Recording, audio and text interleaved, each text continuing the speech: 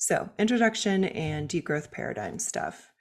To set the stage, so to speak, our current reality, we are often in institutions that are underfunded. And in those institutions, because they're underfunded and for other reasons, often there are not enough staff to do all of the various things that the museums and archives both need to do, but also want to do.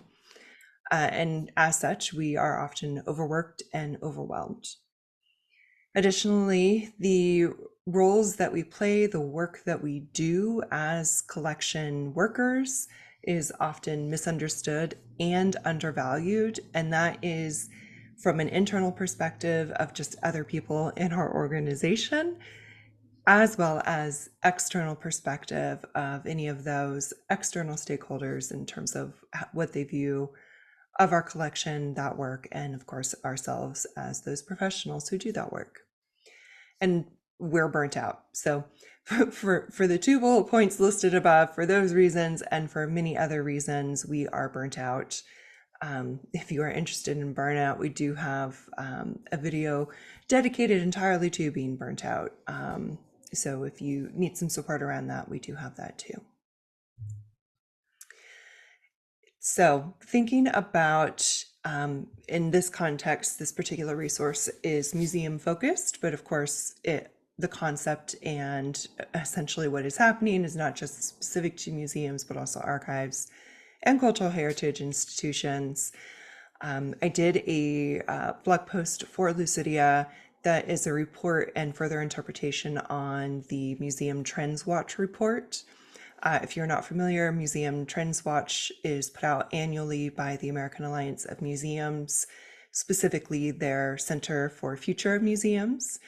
And each year they put out a forecast essentially of big issues or challenges or opportunities of the day. And in this particular flavor, they are talking about museums being built on capitalist and for-profit models and how that ultimately is not serving us as museums and larger organizations, but also us as human beings, both working in and being patrons and enjoying of those museums. So the link here currently is to the blog post I created with interpretation and further analysis.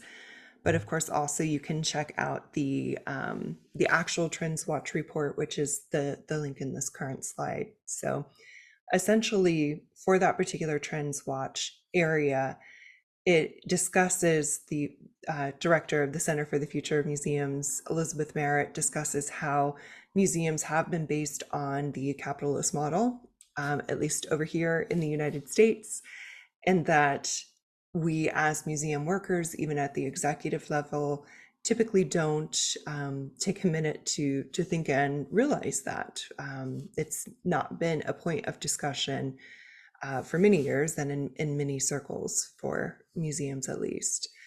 And because museums are built on this capitalist model, the values, then the metrics, the decisions being made at the business level for museums are all centered around the concept of for-profit. So what are those for-profit values? And that is the consideration of power, productivity, and the economic side or metrics that we can establish quantitatively and that we use as markers of success.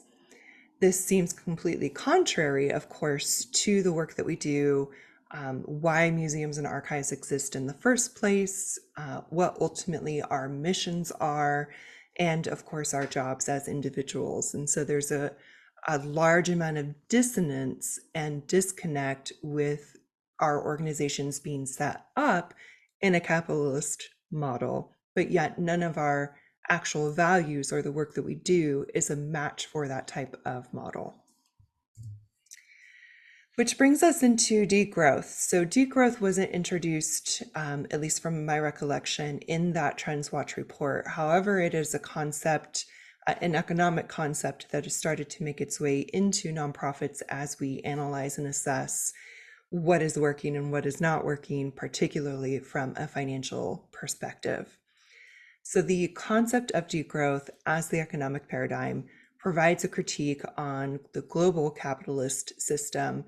And that particular system is one that pursues growth at all costs. So it can cause and further human exploitation. It can cause and further exacerbate environmental destruction, all towards the aim of being productive and essentially bringing in more money. It's the financial metric of success. So degrowth and that particular paradigm means the transforming of each of our societies, and in this case, the United States, to help ensure environmental justice and to help ensure that there's good life quality, no exploitation happening of human beings. So it's really decentering or taking the economic financial metric of success, deprioritizing that in favor of ultimately prioritizing what is good and for the well-being of all, and essentially being a people first sort of paradigm in addition to the environment, which ultimately benefits all people too. So they're connected there, but for the economic paradigm, they really do mention those two specifics: environmental justice and the well-being of humans.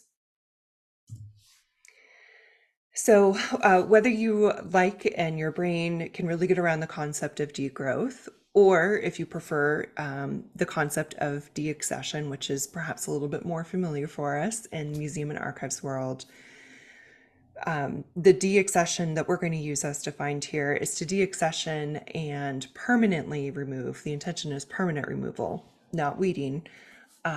Permanent removal of an item or items from a collection. And in this case, if we're applying deaccession to our work, then it's the deaccession of activities because they do not pertain to that collecting mission. Because of course, deaccession is a normal part of collections management and is a normal activity that typically takes into account the collecting mission of the institution, and that it is an important part to managing and further developing health and vitality of the remaining collection. And in this case, we are the collection. If we're creating our collecting mission for ourselves and our work, deaccessioning will help the betterment and health of our role and our work.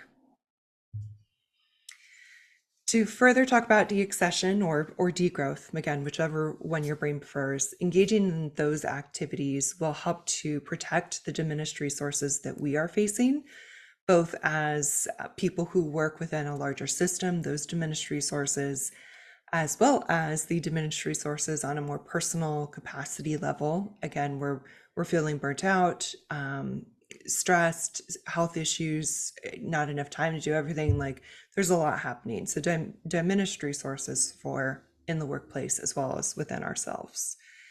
And it can help prove and increase our value to stakeholders, with the intention or the result being, if we are deaccessioning activities that are not in service of our collecting mission, then we are then able to focus on, dedicate more resources towards, prioritize better the activities and projects that we should be doing that are of the best and better betterment of everyone, in this case, stakeholders, everyone to our place of work. And so the question is, how can we deaccession activities in our work life?